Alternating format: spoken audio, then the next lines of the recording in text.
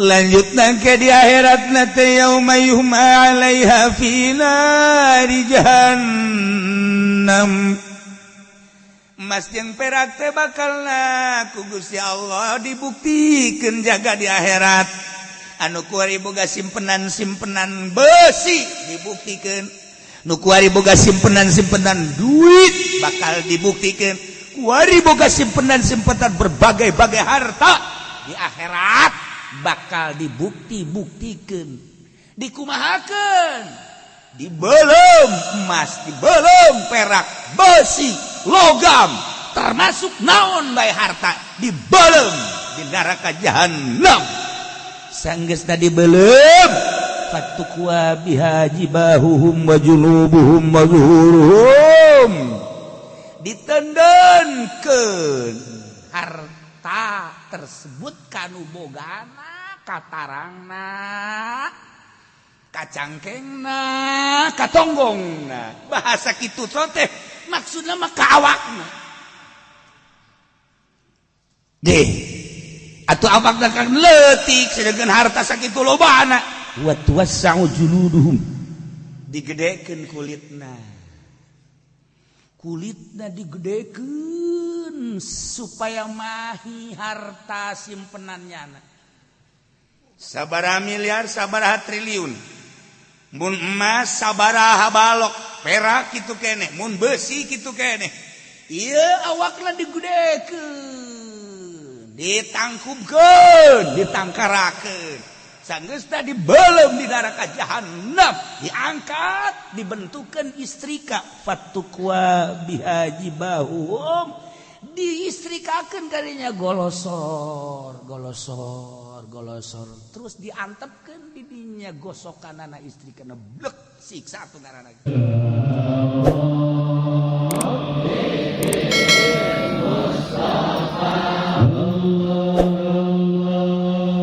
ayat ieu teh neruskeun ayat anu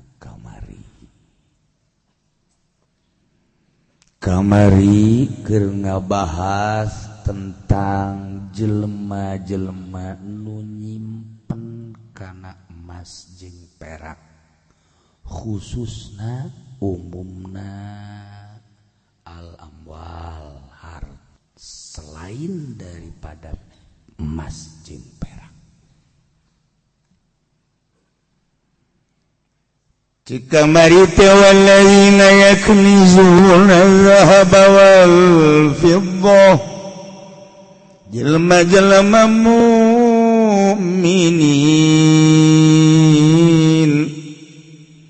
anu nyararimpen kana emas jeung perak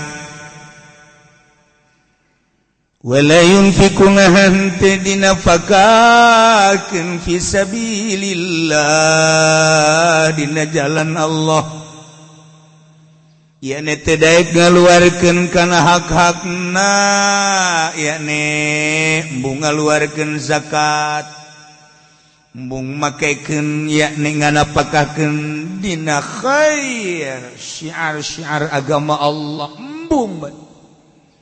embung nyantuni anak yatim piatu embung mereka fakir miskin embung nyana teh ngabangun masjid majelis pondok pesantren padahal hartana ambalaya tah ieu cek Gusti Allah bere pangbubungah geura mah jelema kos kitu teh besi aya nu kitu bere berita-berita anu mantep fabasyirhu naon bakalna dibere anu mantep bi'azabin alim siksa nu pohara bere beja ngahina eta surah kita tahakum masa siksa sih bunga iyalah ya Allah ya Rabb diawali ku ayat ya ayyuhalladzina amanu inna katsiran minal ahbari waruhban khususna baheula teh para pendeta para ulama-ulama Yahudi lolobana teh manehanana nyokot harta-harta ti manusia dengan cara kumahanya bil batil teu make aturan-aturan Gusti Allah wa yasuduna an sabilillah nyegah jang berjuang di jalan Allah khusus mah para pendeta-pendeta ulama-ulama Yahudi rahib-rahib jeung ruhban-ruhban kunaon haju ka dieuna lain ka ruhban jeung rahib bae bahkan ka para mukminin mukminat lantaran bakal terjadi di mukminin mukminatnya seperti itu terutama para kiai-kiai para ustaz dan ustazah ya Allah ya Rabb nu mantak dijelaskeun geh kiai buya mama bawara tuh ustad rektor dosen ieu ke bakal akur jeung para pendeta jeung para ulama-ulama Yahudi dina pada sarua perikrutan harta banda nyen yayasan teh sebenarnya mah kadenge nama pondok pesantren padahal di jero nama dek merekrut amwal dek merekrut harta naon bedana eta kiai yayasan jeung Yahudi jeung rahib jeung pendeta dina pada sarua cinta harta dan dibuat di wallazina yaknizuna adh-dhahaba wal fiddata sararieun ari eta cenah sakolahan eta mah geus teu kudu dicaritakeun tah mah nyolonong ka narakana ge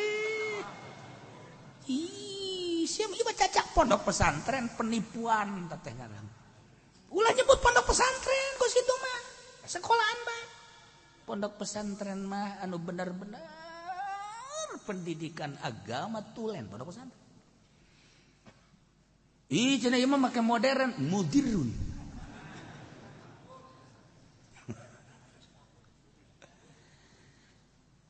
Ai kiai kos kieu saruan teh cenah salap ya. Sawah-sawah. Lagi pada. Ya Allah, ya Rabbi sanajan pondok pesantren Salafiyah ge tujuanna merekrut harta mah atuh sarua bae. Sarua, Masya Allah. Alhamdulillah, ya kulanjan pondok pesantren geus 20 tahun be, Masya Allah hiji imah bagus dua, mobil kabeh loba balayah cenah. Terus kabeli sawah bahkan geus boga ruko ku ari geus boga PT ku ari. Alhamdulillah hati dia sarua bae teh kiai lamun dimaksud cara tadi la yakuluna amwalan nasi bil batil wa yasuduna an sabilillah dimaksud eta dimaksud apa salah urang hayang kawin mah hayangan teu boga maksud ai kudu kawin ka anak Jokowi mah tapi nge saya gura titis tulis di azali urang teh meureunanan bakal kawin jeung anak presiden termulia anak Jokowi aju urang lah emang teu maksud sapira urang sakola SD ge kelas 3 bae tapi jadi atuh eta mah teu maksud ngaranna masalah teu maksud emangnya boga anak parawan kan wallahu alam aing contoh doang teh mah misalna ieu kuari urang hayang nyandung Haji Pendi hayang nyandung aing ya ngan niat jangan adek nyandung bae niat aing mah ai prak aya ta bintang film nu datang ya Allah kula mah cenah dikerna Allahan bae Kang Haji Pendi kula mah hayang dicandung kajeun digilir sabulan sakali ge teuh masalah tak eta mah kan ngaranna teu maksud langsung dikawin goreng bintang film mah Ratmi B29 pantas itu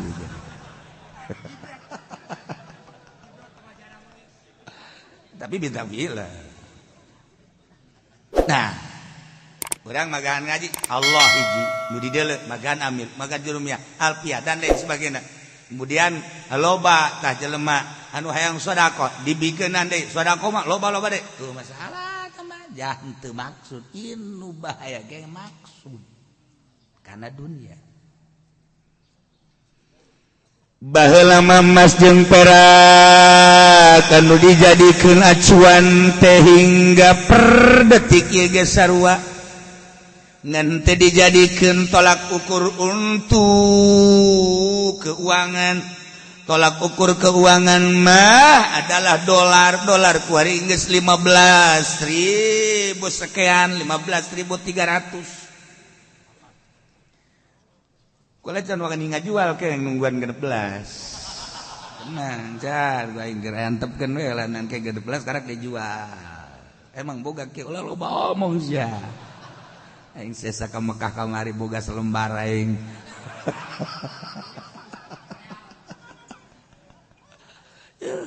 Dolar melunjak 15.300. Allah karim. Tapi orang mau nyaritakeun politik panjang, moal. Kunaon sih bisa naik? Dan kunaon masyarakat tereaksi? Moal dicarita. Antep. Kajen. Tetapi emas jeung perak teh sepanjangna bakal jadi barang simpenan. Ungu di Timur Tengah mah para jas. Uang lagi uang emas. Dirham. Di urang ge sarua emas-emas balok, emas bebekan. Oh, anu nyimpen emas teh lain saeutik. Lamun dibayah cikotok. Jelema bunuh-bunuhan. Aya emasan di jerona. Lamun diseberang, jadi masalah emas teh. Urang hese nyaritakeunana tentang emas. Lantaran di Indonesia penghasil emas terbesar sadunia. Namun kukula ya dibongkar Sukabumi termasuk Bayah termasuk Cikotok. Geus aya di satelit dunia. Geus aya di satelit dunia eta teh dihandapna koneng kabeh. Sia mah seri heran aing mah. Pajar merepek bener.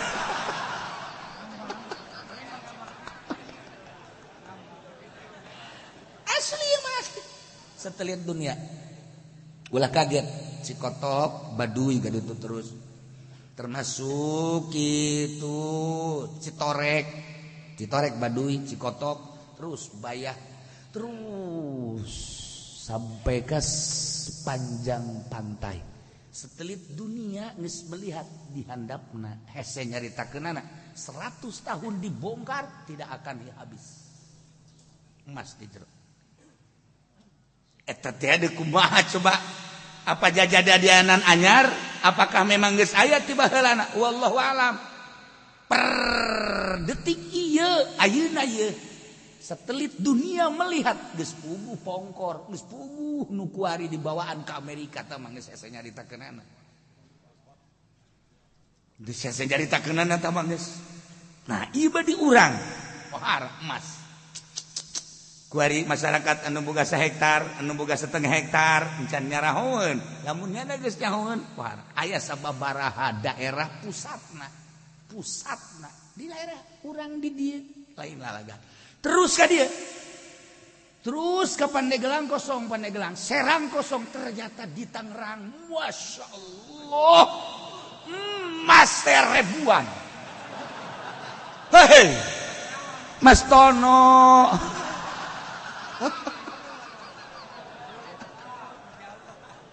Aduh, Tangerang apa? Aduh, lain ini tambah lain, tapi dulu itu masih. Ulah kaget engke lamun aya kitu naon penelitian selanjutnya. Kemudian aya gerakan-gerakan. Wah, lalaga emas satelit dunia. Di urang malah encan kanyawan. Tapi dunia telah mengetahui, Amerika terutama Inggris, Jerman, Prancis, Belanda geus nyahuan. Lalaga emas teh poharanya. Nah, ikan baheula mah ieu jadi itu bahan simpenan. Dek digali atau henteu? Khususna emas jeung perak umumna mah harta banda. Walladzina jalma-jalma anu iman ka Gusti Allah anu nyararimpen emas jeung perak khususna umumna mah harta banda. Anu kumanehanana harta tersebut teh disimpen teu pernah ditasarufkeun fisabilillah wala yunfikuna fisabilillah teu pernah bae dikaluarkeun zakat dage henteu jang syiar-syiar agama Allah masjid majelis talim pondok pesantren henteu atawa jang sarana umum model jalan-jalan raya MCK dan lain sebagainya henteu nya nama fakir miskin diabaikeun yatim piatu kitu keneh ieu mah sekali jang dirina be babasyuhum bi'adzabin alim awas di akhirat bakal disiksa anu kuat. Lanjutna ke di akhirat nate yauma yuhma 'alaiha fi nari jahannam emas jeung perak teh bakalna ku Gusti Allah dibuktikeun jaga di akhirat. Anu kuari boga simpenan besi dibuktikan nu kuari boga simpenan duit bakal dibuktikan kuari boga simpenan berbagai-bagai harta di akhirat bakal dibuktikan dikumahakeun dibelem emas dibelem perak besi logam termasuk naon bae harta dibelem di neraka jahanam. Sanggeus tadi belum fatukwa biha jibahuhum wa junubuhum wa zuhuruhum ditendenkeun harta tersebut kanu bogana katarangna kacangkengna katonggongna bahasa kitu teh maksudna mah ka awakna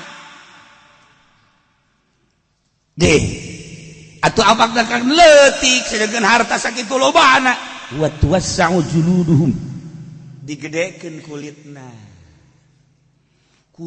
digedekeun supaya mahi harta simpenannya sabaraha miliar sabaraha triliun mun emas sabaraha balok perak kitu keneh mun besi kitu keneh ieu awakna digedekeun ditangkubkeun ditangkarakeun sanggeus teh dibelem di neraka jahanam diangkat dibentukeun istrika fatukwa bihajibahum diistrikakeun kadinya golosor terus diantepkeun di dinya gosokanana istrikana blek siksa tunarana bisi ente hayang ke digosok di akhirat simpen duit ente besi ente hayang diistrika make istrikaan ente keneh bakalna simpen emas ente simpen perak ente simpen harta ente engke dibuktikan bakal jadi gosokan digosok-gosokkeun kadinya hayu nu kuari boga harta teu peduli ka masjid kuari boga harta teu peduli ka pondok pesantren kuari boga harta teu peduli ka tetangga kuari boga harta teu peduli ka yatim piatu teu peduli padahal eta teh kapan nu Allah tapi manehanana mah teu peduli asa nu sorangan bae dikumpulkeun jaga di akhirat simpenan emas jeung perakna simpenan duit-duitna simpenan berbagai logam-logamna termasuk besi dan lain sebagainya digodog di neraka jahanam dibentukeun istrikaan diistrikakeun fatukwa biha jibahuhum wa junubuhum wa zuhuruhum ya Allah Masya Allah karim siare ya sahabat ahli sufah nu maot ahli sufah teh urang lamun ka Madinah dipengkeren bumi Kangjeng Nabi teh aya anu kaluhur eta teh tilas pondok pasantren Abu Hurairah di dinya berikut sahabat-sahabat nu lain barang seorang sahabat maot Kangjeng Nabi kadinya eta teh ashabus sufah nomor hiji sahabat waleh dua anu pang zuhud-zuhudna begitu cak Kangjeng Nabi coba tangkarakeun teu boga nanaon ashabus sufah mah dipake doang baju nu dipake simpenan nah kuari nu dipake doang cak Kangjeng Nabi coba gulungan ieu na buka begitu dibuka aya duitan sadirham cak Kangjeng Nabi hadza kai ieu istrikaan bakal di akhirat jadi istri kanyana sahabat kabeh kaget ya Allah ya Rabbi hanya sadirham selang sababaraha minggu aya deui nu maot begitu maot ashabus sufah keneh sahabat paling zuhud buka cak Kangjeng Nabi ieu na buka sampingna aya 2 dirham cak Kangjeng Nabi kayatan 2 istrika bakal ngaistrika ngajerit kabeh sahabat ya Gusti Rasul lamun ieu ashabus sufah bae aya sadinar bakal jadi istirahat budak istrikaan 2 dinar 2 istrikaan atuh komo kami meureunana gitulah cak Kangjeng ke coba terangkeun tuan nu sabenar-benarna kieu ashabus sufah teh manehanana teh nembongkeun kafakiran nembongkeun ka teu boga ternyata horenganan masih keneh aya nu disimpen jadi berarti kan teu jelas lamun bener teu boga kudu bener teu bogana lamun bener boga kudu bener bogana ieu padahal boga bakal jadi istrika mangkaning kurang hampir 1500% kos kitu geus lain 100% 1500 sia rajana ya Allah nah tah aya keur ngabangun masjid tidinya teh terus butuh keramikna duh lamun aing boga mah insyaallah padahal aya di imah ieu jadi istrikaan sia ayo segera paeh sia wow duit anu disimpen teu dipake kebutuhan syiar agama Allah geus bakal diistrika kumaha lamun urang boga tuan memang urang mah boga tuh masalah boga mah haji urang boga ngan insyrofna lamun di kumpul-kumpul doang teu dipake jang kepentingan agama ieu jadi istrika lamun memang urang usaha kemudian loba untung deui bangunkeun pondok pesantren bangunkeun majelis ayo tah yatim piatu nah fakir miskin ayo sedek nyen imah tah main bare cenah ieu saya abdi mah ditinggal ku salaki ieu di mah dieun sia imah dieun sia boga anak hiji sedeng keneh anak hiji mah atuh ngajepret keneh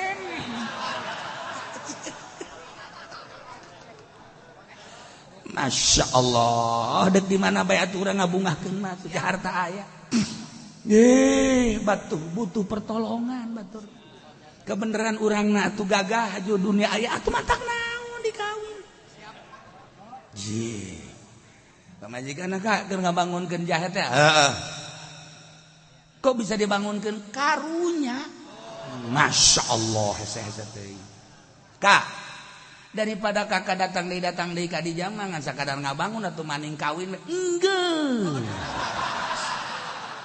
sia mah tinggaleun cek pamajikan ai kitu onam kan nuhun ka asana bunga kulang masyaallah tararis asana hate asana kulkas ge eleh ku eta mah tiisna Gusti Allah teh cara kieu teh Kak hari eta emang dibangun heeh pan dibangunkeun ge atuh karunya ke ka ditu dikawin deh atuh aya si mangana Kak abo ngabangun bae ka ulah datang ka dikawin ye atuh ieu mah duit kakak ngabangun ngomong kakak atuh kawin kakak kumaha lain kitu ke panas hate kula ka panas si panas eta mah urusan di dinya panas Saya mendek baik. Nggak saya encan si encan. Masya Allah kak. Ulah. Aduh Masya Allah. Gistu kuat dia separaranas. Siapa jangan panas emang kuma. Tah. Ayah gedebong kukula didiukan garing kak. Pohara tau. Nggak diukan gedebong garing. Pohara panas-panas na hati eta. Ih Allah. Ya tabat tegera. Itu mah kos gitu mah. Itu tadi makan kena. Malah mah geus dibangun Kak, geus kawin geus kakak karak 3 hiji deui Kak. Kukula dipanggangankeun Kak, tenang Kak. Aya umur 18 tahun Kak. Masya Allah di Bali Kak. 8 hiji tabatu. Ieu digedekeun awakna wa tuwassa'u juluduhum hatta tud'a 'alaiha kulluha. Masya Allah didatangkan ka dia teu kabayang boro emas 100 bebekan, boro emas sakintal, perak sakintal hiji bae ge sagede jarum dibeulem ditendem di leungeun urang. Masya Allah kari bisa ku urang direnung-renung jeung dibayangkeun jelema nu nyimpen harta seperti eta. Komo nu ngahaja nu ngadepi deposito anu manehanana teh ngeunahan diteudeun leutikna 100 juta kabelah dieuna saem dicokotan tai-taina doang kunyana dipake ibadah gambrung tama bos eueuh da naon insyaallah. Kamari mah urang dongeng Imam Syafi'i cek Imam Syafi'i teh anu narok sa Imam Syafi'i mama lamun abdi dagang kumaha ieu cara ngazakatanana cek Imam Syafi'i atuh urusan zakat mah kumaha golonganana maksudna kumaha golongan kumaha atuh lamun golongan-golongan syariat mah turubul usi 1/4/10 emang aya di luar eta ai mama ngazakatanana lamun boga dicokot jang kebutuhan mama sesana dibikeun ka batur eta zakat mama. Ya Allah wara teh ya ge Imam Abu Bakar Shibli Baghdad gane anu waktu ziarah ka Baghdad ka Abu Bakar Shibli berantakan kuburan sekelilingna tapi eta mah utuh. Begitu naik ke kuburan nu berantakan porak-poranda dikawal dijajab ku juru kunci buka asup ka jero Masya Allah tiis eta kuburan sakit tugeh turun ka handap luhurna taneuh tapi tiis pohara. Kula nanya aya tiis ti mana cek kula ngan make bahasa Arab emang bisa ke ulah sok ngomong satu masa sewa kaing tuh percaya baheran aku tanya tiis ieu ti mana cek jana boro-boro ente nu kakaraka di kami anu geus hirup di dieu sababaraha tahu memeh kabeh ge bila mana asup ka dieu tiis hese nyaritakeun anu nyahuan ieu tiis di mana tiis mah kos aya asa. Masya Allah sebab naon tanu mantak tiis teh di jero hatena eueuh dunyaan di jero hatena bersih eueuh dunyaan sabab katul hiber-hiber aja eueuh dunya. Urang lamun ziarah tawa silaturahmi ka hiji jelema anu pinuh ku dunya hatena mending pinuh ku dunya bari aya jelema hatena pinuh ku dunya bari boga deres aya jelema pinuh ku dunya teu boga ieu mah pan bahaya. Neuleuh motor aya di hate, neuleuh mobil aya di hate, neuleuh truk aya di hate, segala rupa aya di hate bari teu gableng. Eta hiji jeung nu kos kitu panas, ngarendeng jeung nya panas. Panas. Eta naon eta istri ka akhirat geus muntab di dunia kene. Ya Allah. ya Rabbi. Duh, Abu Bakar Syibli eueuh duniaan nya nama. Kebenaran aya khawas. Ngaran khawas ziarah tadi. Begitu ziarah tadinya cek Imam Abu Bakar Syibli ngendong bae ulah balik mencek bahasa urang.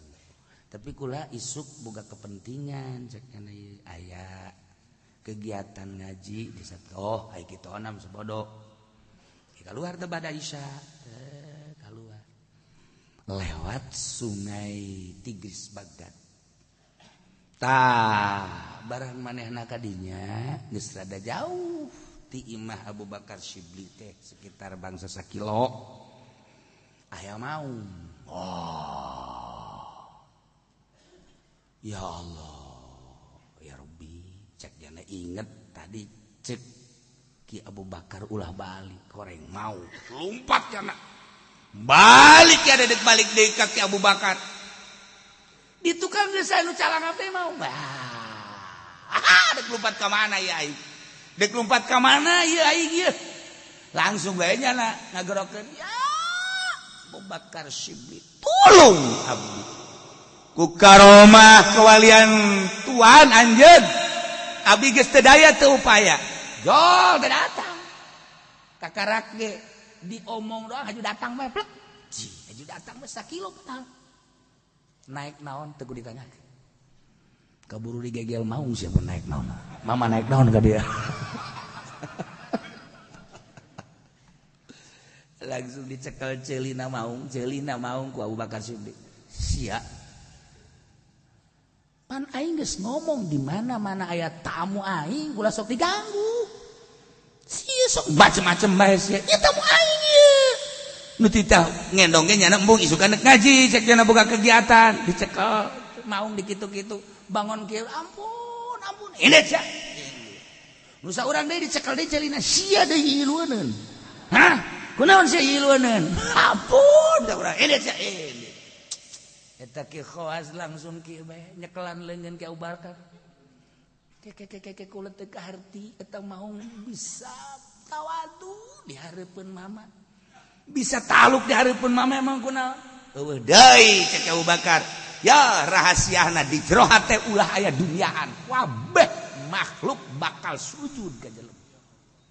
Namun selama di hatena aya duniaan sarua jeung maung.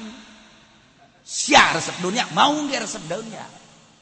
Sia resep dahar mau makomo. Lamun geus resep dunia, resep dahar, resep nginum, cak mau wah ieu lain hakanan aing cak cenah. Toh.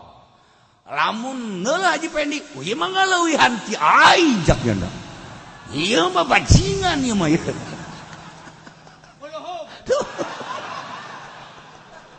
Ya Allah ya Rabb. Bakat cek Abu Bakar Syibli teh jelema teh dipangkat jadi wali teh diukur ku karesepna kana dunia. Lamun masih kena resep kana dunia moal diangkat jadi wali, ketika geus resep kana dunia karak diangkat jadi wali. Ukuran diangkat jadi wali jeung lain diangkat jadi walina ukuran resep jeung teresepna kana dunia. Selamanya resep kana dunia Allah bendu. Lamun nyana geus resep kana dunia Allah cinta ngagantungkeun cinta Allah ka hambana digantungkeun kana resep jeung teresepna terhadap dunia. Allah resepkeun jasa ka hambana ketika hambana bendu kana dunia. Allah bendu ka hambana selama manehanana resep kana dunia. Tah urang deuk miceunan resep kana dunia teh mah hese jasa. Hayang ulah resep kana dunia teh hese jasa hayang ulah resep. Aya salah sahijina jelema guguru ka Ki Abu Bakar Syibli. Alhamdulillah. Ku ari geus tersepen kana dunianya. Neuleuh naon bae geus tersep. Jelema-jelema kumanana geus eueuh nu dianggap hiji bae Allah. Nafsu jeung setan geus diperangan. Mulai lazat ibadah aya. Allahu Akbar. Ngeunaheun ibadah. Beja kaki Abu Bakar Syibli. Kakarak datang doang geus kanyahoan. Sia geus ngeunaheun ibadah kan. Ngan encan aya diangkat jadi wali geus ya. karak diberet titik-titik mengarah kana wali. Ku siap perangan deui.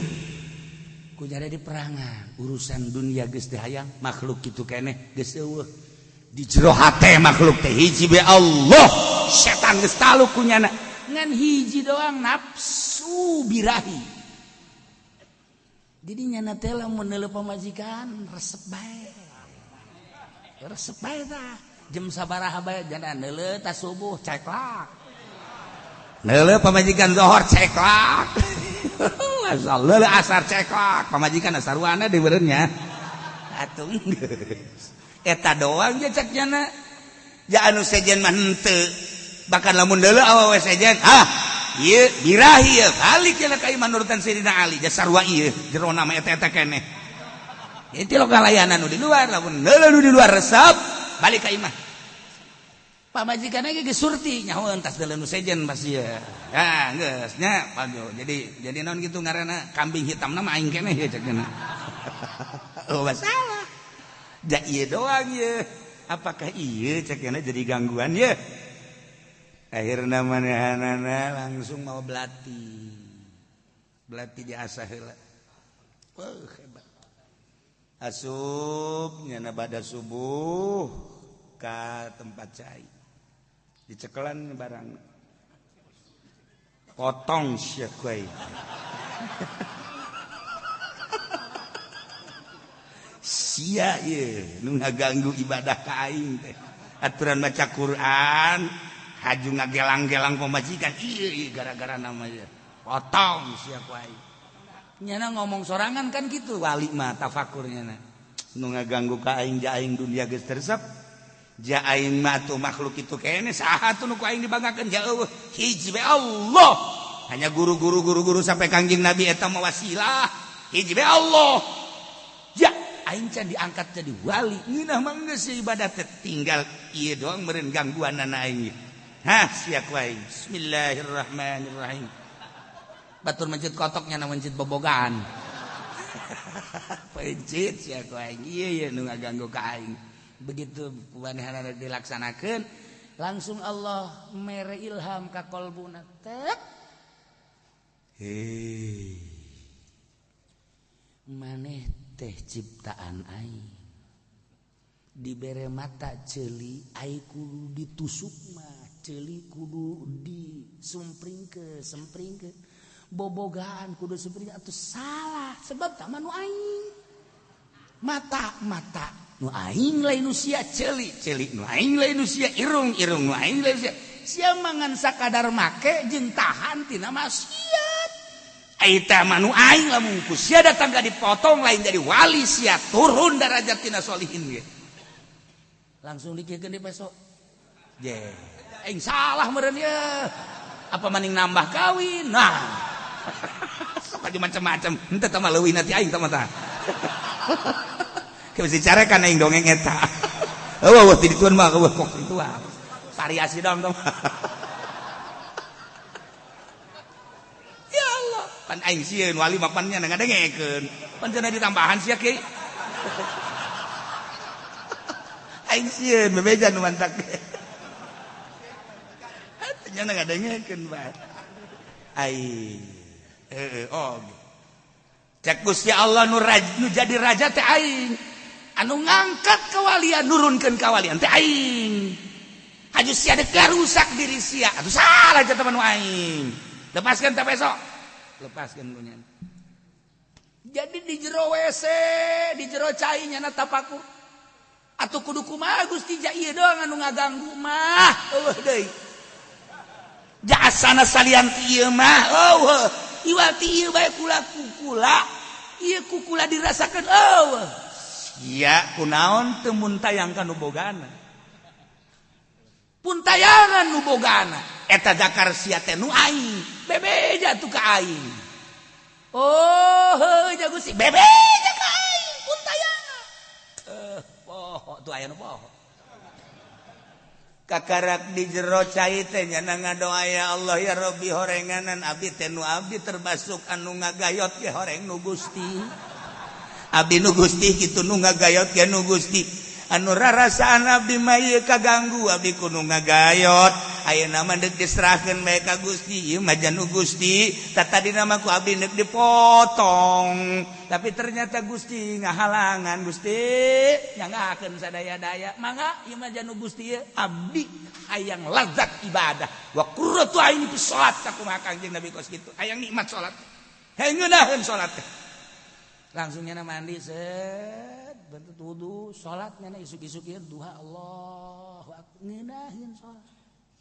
diserahkeun ka nu bogana ulah rasan urang nah kabelah dieuna turun tasyahwat pamajikanna negor kako beda biasana lain kitu kakak sok ngomong tuh nah ieu hasil tadarruk ka Gusti Allah hasil mentayang ka Gusti Allah horenganan urang nu salah teh asa urang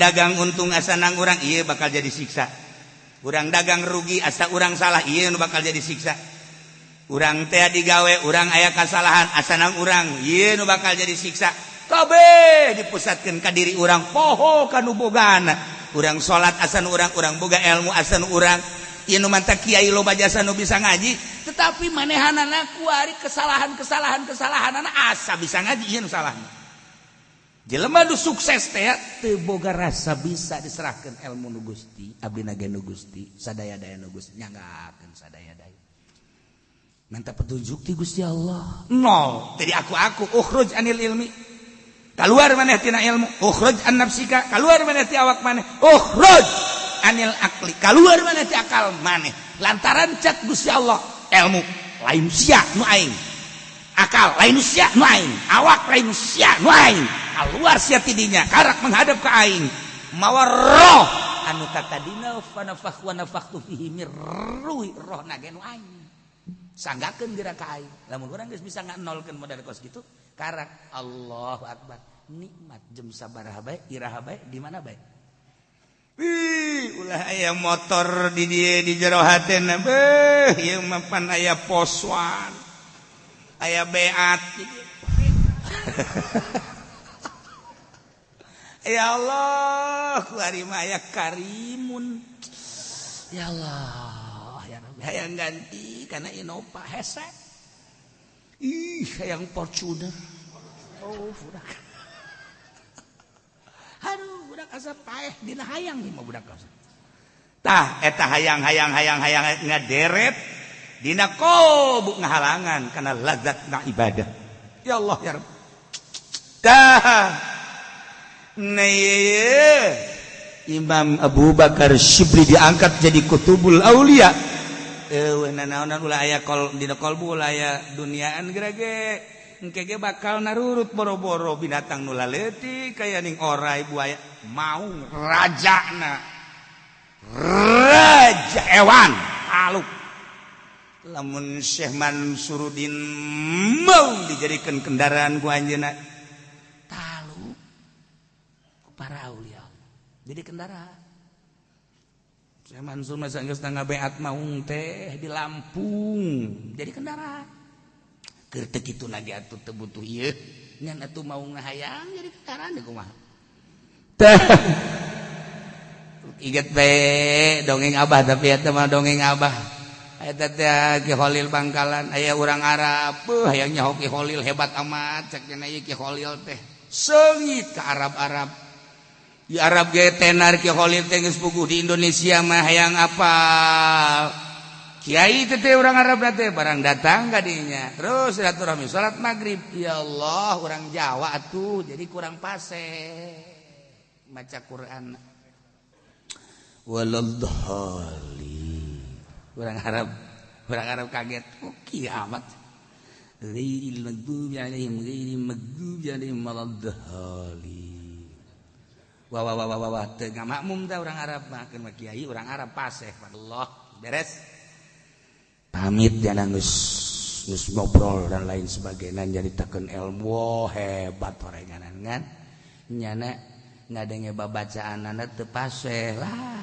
da teh kiai aya keneh kelemahanana sakitu pamit nyana bada maghrib begitu pamit lempang tah pan baheula meruyuk teh ke zaman kula ka ditu ge 8182 masih ruyuk kene musolana teh masih kene aya kulah nu dihareup geus berangkat ya sekitar 100 meter lah kapanggih jeung mau wah kaget jana kaget gitu kaget eta kagerokeun Ki Khalil Mama Khalil Ki Khalil tolong mencerak urang mah datang ka dieu aya ada apa ini mau hai maung dengekeun ieu nya awas ya mun teh indit ghairil maghdubi alaihim waladdallin indit sia indit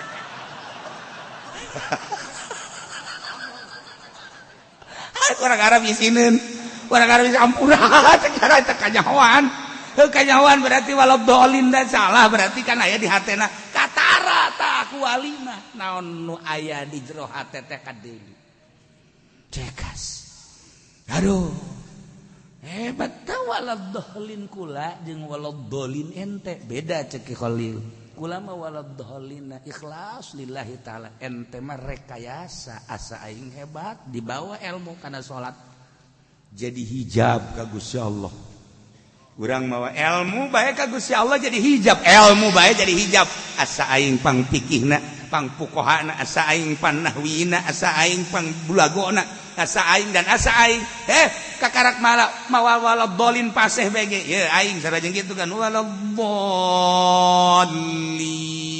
wah eleh kabeh ku aing jauh jeung Gusti Allah eleh jeung waladdallin ye ikhlas gas isuk mah ganti waladdallin kabeh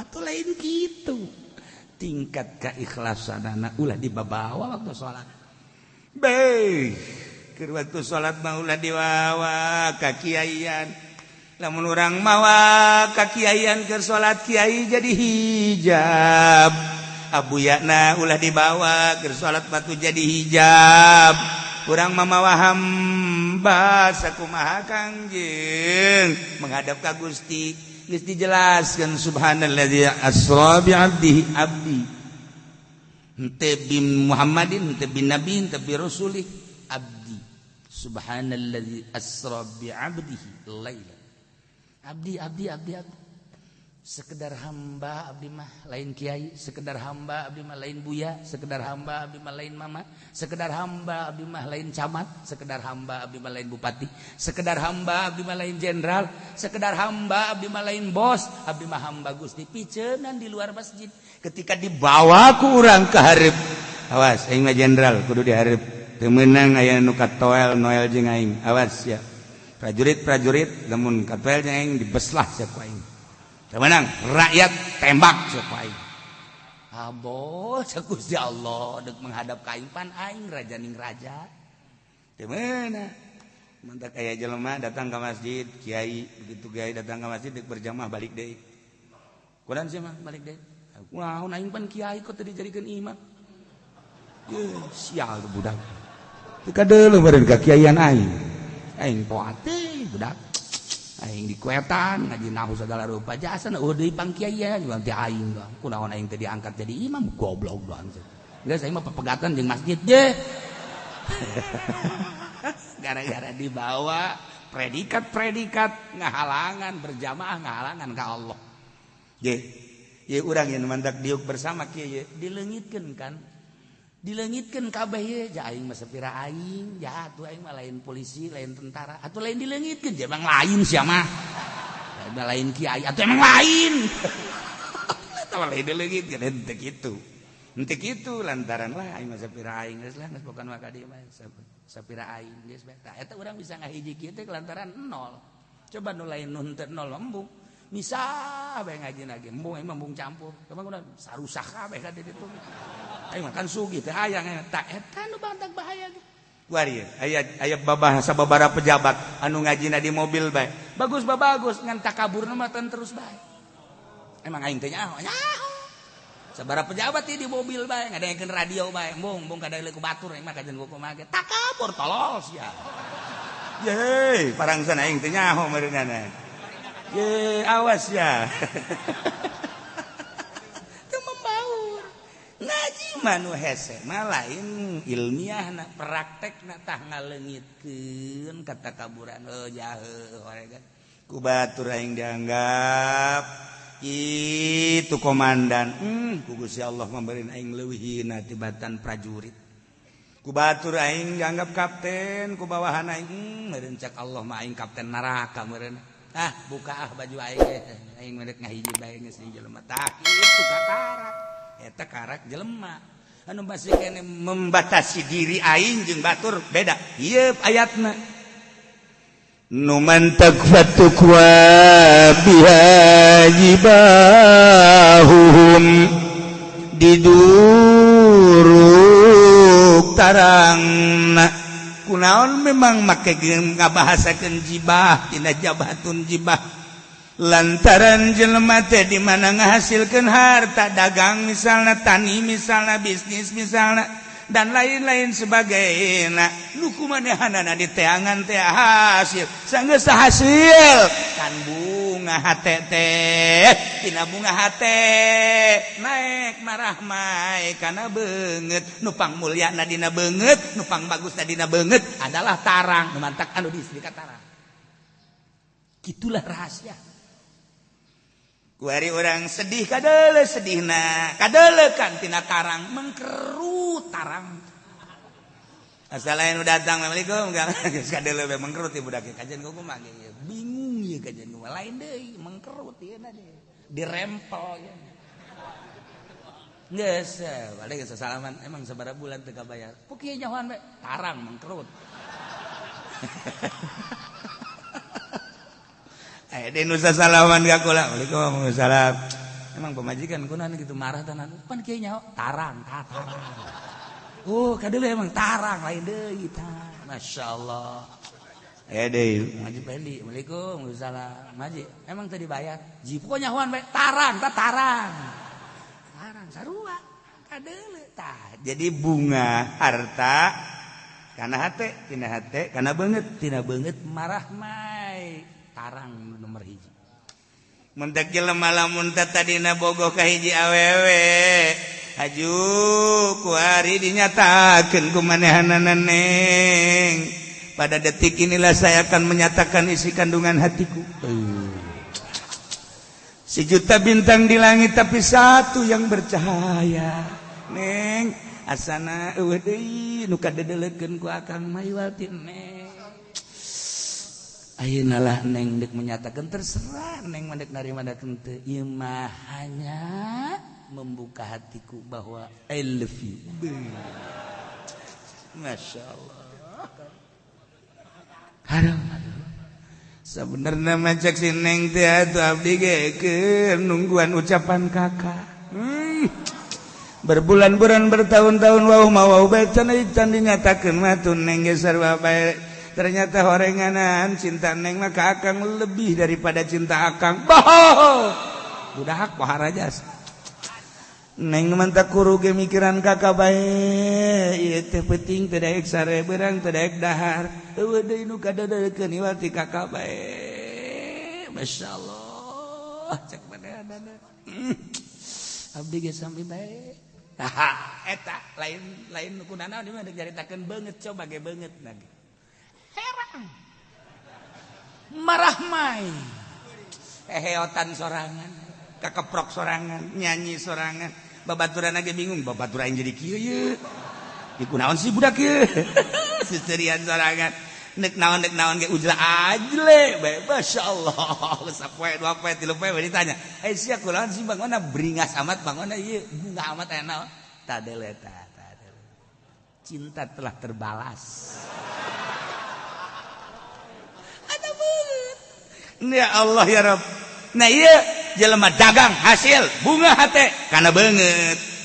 Beungeut anu jadi ukuran. Nu mantak aya sinar beureum, sinar koneng, sinar biru, sinar hejo, sinar dan lain-lain sebagainya. Di ilmu thariqah bakal kadeule murid anu ngalaksanakeun aturan-aturan doktrin ti guru, sinarna bakal kadeule. Wayah naik apa henteuna dideuleu tina sinar wajah. Sebab naon? Sebab jana teh loba susumputan di hareupeun guru teh men ucing-ucingan Okot jelema nu nyandung mah moal eureun-eureun main ucing-ucingan ngan buntutan doang. Engke bebeja ka kaler padahal ka kidul bebeja ka kulon padahal ka wetan salilana jelema nu nyandung mah main ucing-ucingan jeung Allah sia ucing-ucingan jeung manusia bisa jeung Allah sia ucing-ucingan. Jeung guru torikoh ge sarua bae leuwih nyahoeun manehna nama ucing-ucingan sia jeung guru torikoh heuh masalah ngan moal naik-naik. Bahkan turun nyahoeun di mana nyahoeun Allah mere neuleus sinar aya dina wajahna. Tata dina geus mulai rada marah mae, kuari turun deui malah hideung kuari mah. Kok jadi hideung ieu budak? Iya beungeut, kadeul. Urang boga anak teh bisa ditanya bae nyaho bae urang. Beda jeung nu sok seuseurean teh tuh aya anak kajipen di maseurina eueuh jelema geus seuri bae. Terus bae. Ieu balai kadeul ieu, kadeul. Urang anak urang. Oh, boga masalah. Ieu tah fatukwa biha jibahu. Kunaon dia disebutkan junubuhum cangkeng. Jelema sugih mah biasana kapan lamun diuk teh hayang jeung nu sugih deui. Jelema aya mah biasana ngariung teh hayang jeung jelema aya deui. Ketika jelema sugih jelema aya berjabat teh pejabat, lamun dideuketan ku jelema miskin nyana ngageser anu paheulana ngageser adalah cangkengna. Sebab naon? Sebab make baju anu rapi, anu bagus, anu mahal, embung katoel kudu susah. Cangkeng. Masyaallah karim. Nu mantak dinyatakeun dina Al-Qur'an fatukwa biha jibahuhum wa junubuhum. Kadang-kadang indit kan. Aya jelema sugih, bajuna ge mahal, parfumna ge sat-sat-sat. Seungitna ambalaya. Pan aya parfum nang meuli di mingguan mah masyaallah kan. Dipake ku nyana enak maya. Teu jahon nya ge merek naon bukan kalau meuli bejakna. Sabaraha teh ngahutang malah mah. Dipake aku mau panas-panas poe mah. Beda. Nah. Nyana keur diuk sorangan. Aya nu susah. Datang ka dina kagigireunana embung katoel indit.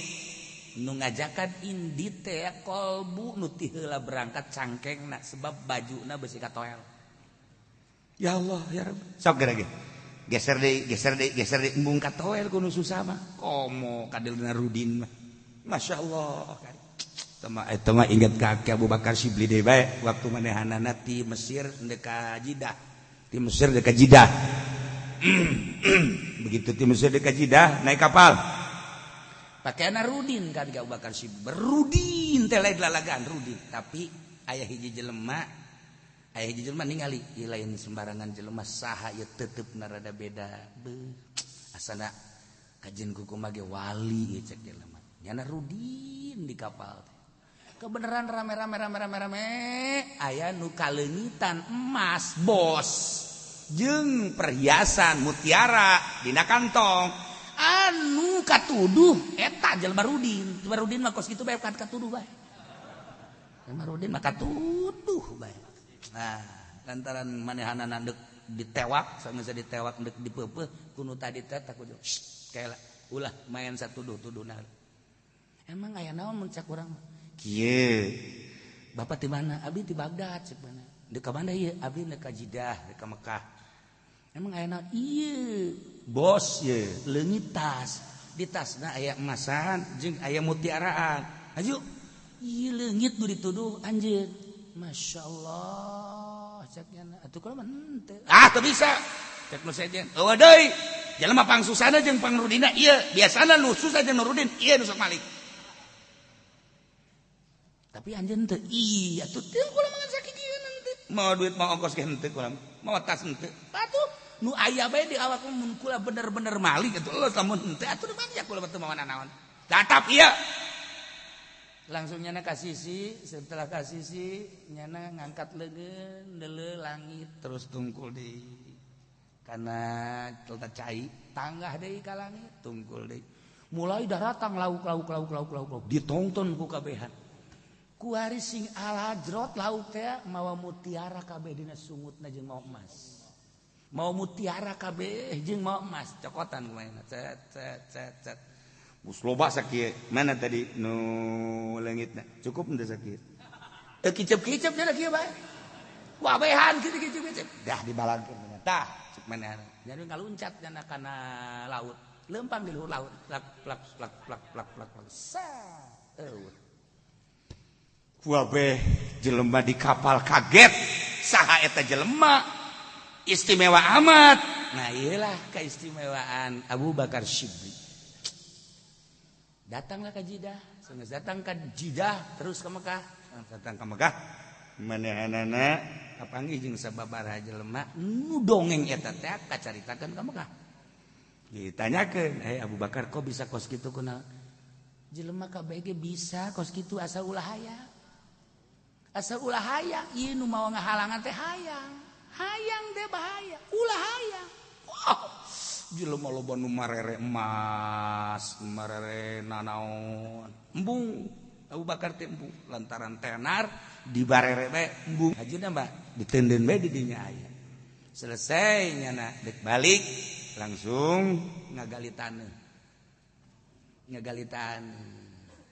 saenggeus digali dek dikadinya kan cek pemikirannya lamun digali mah ieu dikubur bakal ditareangan ku jelema malah ge bae di mana manggih kali akhirnya balik ke Baghdad di Baghdad dibalang-balangkeun ku nyana ka Sungai Tigris kaduluan ku masyarakat kabeh aya nu wanita kiai mama atuh mending bagikeun bae ka masyarakat daripada dialung-alungkeun ka kali nya mama ge atuh pan teu mama teh kieu baheula nu ngahalangan wusul ilallah teh emas jeung mutiara kuari lamun dibagikeun nyana mapan eta masih jauh ka Allah mun dibere ieu tuh leuwih jauh sarua jeung mere racun mama mah nu mantap balik dibalang-balangkeun bae abeh jana ulah resep sakumaha ulah resepna mama oh ai kitu ona makana geus balangkeun bae daripada jadi racun di dahar jadi racun geus ulah dibalangkeun ka sungai kabeh kabeh tenang salat ngeunaheun cekna teu bogana naon urang mah beda lamun bogana naon ngeunaheun bohong eta bohong sabenerna cenah nu mantak dagang ge supaya ngeunaheun we cenah salat bolsero oh ya Allah karim Masya Allah no wa zuhuruhum jeung tonggong nu mantak dibahasakeun tonggong lantaran jelema teh di mana-mana geus bogana naon eta teh jadi kebanggaan ai bangga teh biasana tulak cangkeng teh ayana ditonggong dicangkeng jeung bebeleberan teh kumaha kekuatan tonggongna jadi kebanggaan tonggong teh sebab jadi kekuatan nu mentak dijelaskeun dina Al-Qur'an padahal mah lain nu tilu ieu sakabeh awak disiksa ngan nu tilu ieu lah nu jadi pokok fatukwa biha jibahuhum wa julubuhum wa zuhur awakna abeh mahi sisimpenan jan bari diomongkeun hadza ma kanaztum li anfusikum ieu kudu simpenan teh siksaan ieu teh istrika ieu teh maka nastum harta anukum maneh disimpen lian pusikum jang kepentingan maneh waktu di dunia duit disimpen jang maneh waktu di dunia emas disimpen jang kepentingan maneh waktu di dunia perak disimpen jang kepentingan maneh waktu di dunia besi disimpen jang kepentingan maneh berbagai harta jang kepentingan maneh tidak pernah mentolerir urusan agama zakat teh dikaluarkeun ku maneh hak-hak fakir miskin tadi kaluarkeun ku maneh aya sekitarnya syiar-syiar agama melalui bangunan masjid pondok pesantren bangsa teu pernah ditolerir ku maneh nah iyalah hada siksa ieu maka nastum li anfusikum warima kadoku sop icip-icip ku maneh ma kuntum taknizun ayo siksa babales anu baheula ku maneh disimpenan tah wari babales Masya Allah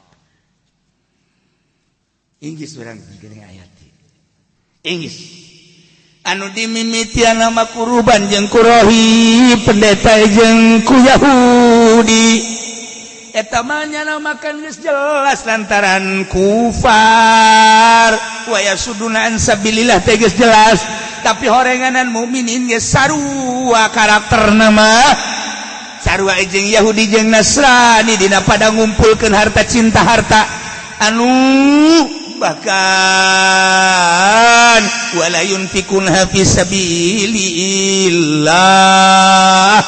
Nah ieu kabehan teu saha simpenan harta di dunia anu disimpen jang kepentingan dirina teu pernah mentolerir ka sekitarna leuwih zakatna teu pernah iyalah fatuqwa bihajibahuhum wa junubuhum wa zuhurum hadza ma kanaztum li anfusikum fadzuku ma kuntum taknizun sak rasakeun ku anjeun harta simpenan nu kuar jadi siksa yeuh babalesna masyaallah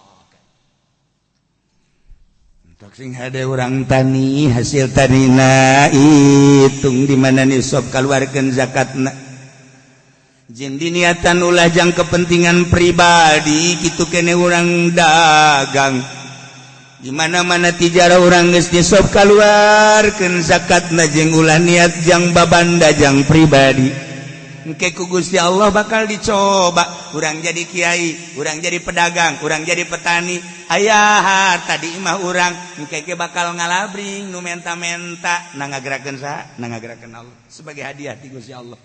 Namun urang mah persaban keneh bae komo si eta mah bejakeun ka pamajikanna eueuh kitu ka haji heueuh nya ngabohong nya teu mere ngan sabaraha tikal coba hayu ye masyaallah boro-boro batur anakna ge minta modal punyana dicarekan neangan sia modal sorangan abah ge baheula teu dimodalan ye aya hayang sugih neangan sorangan anakna ke nyeri hate bedak imah bapakku diteluh kos kieu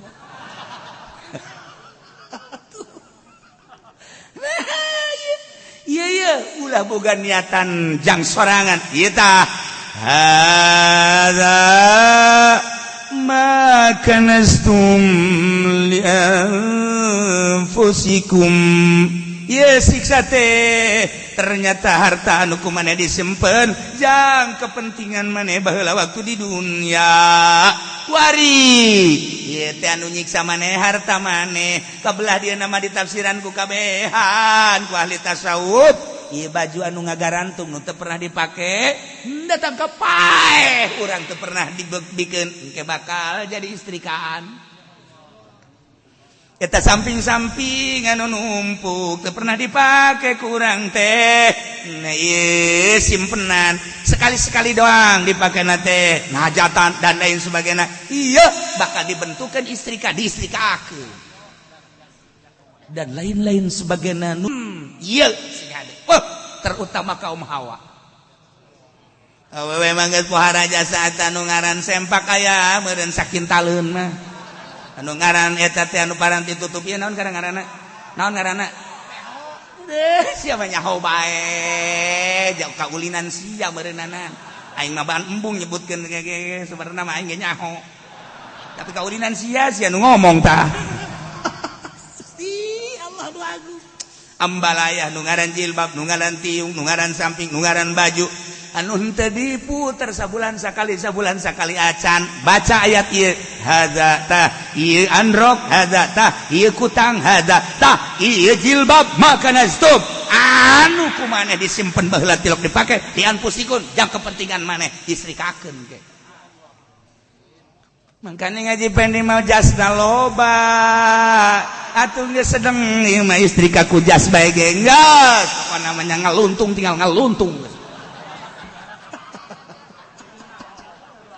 hadza ma kanaztum li anfusikum fadzuku ma kuntum taknizun masyaallah karim geus kulantaran urang mah tuh meureun nu mere kadang-kadang meureunana aya nu kudu dibeli-beli masalah dek dipake dek henteu nah kadituna dibagikeun bagikeun ulah boga niatan li anfusikum masalah sanajan aya keneh di dieu teh aya 10 keneh aya 20 keneh kok aya keneh lain jang aing jang bagikeun ke nu mana nu pantes dibere masalah teh kos kitu mah nah kulata sia disetrum sia ke nah aing bebeja ka malaikat ge zabaniah tah panggeulana setrum habak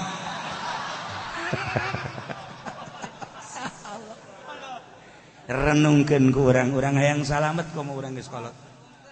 Urang hayang salamet kade ulah jadi simpenan hanya teu sabaraha hanas teu sabaraha tapi di akhirat urang digosok diistrika fatukwa biha jibahuhum wa junubuhum wa zuhuruhum jelas ayatna jelema nu cinta harta dongeng loba jasa anu mencintai harta di kalangan thariqah loba jasa ngan kulantaran jamna geus lewat seprapat wallahu a'lam.